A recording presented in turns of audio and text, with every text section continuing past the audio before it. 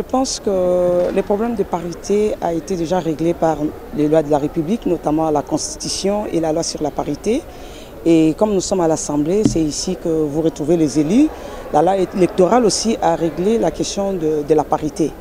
Mais je pense qu'il y a quand même un chemin à faire, puisque dans la pratique, ce n'est pas évident. Ce n'est pas évident déjà. Dans le parti politique, c'est vrai, il y a des femmes qui se plaignent, qu'elles ont du mal à se faire aligner. Mais des fois aussi, quand on cherche les femmes, on ne les trouve pas.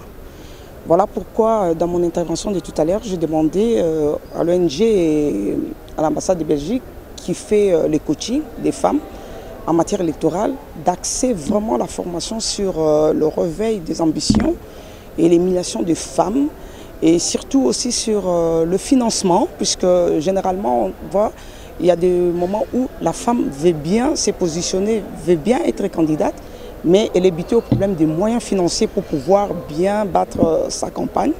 Donc je pense que le message est passé. Mais pour revenir à la question de l'application mise en œuvre de la parité, je pense que déjà nous avons la chance d'avoir le président de la République qui est le champion de la masculinité positive. Il a prouvé déjà en nommant la première ministre, Madame Judith Suminwa, qui est notre première ministre femme. Et je pense que l'élan que le chef a donné va servir d'exemple aux chefs des regroupements politiques et des partis politiques, de manière à ce que lorsqu'ils vont envoyer la liste des ministrables, qu'ils puissent tenir compte de cette vision que le chef a déjà matérialisée en alignant aussi des femmes pour les gouvernements.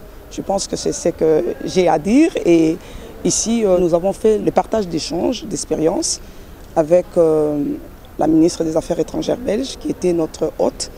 Et voilà, donc c'est très bien passé. C'est très bien passé.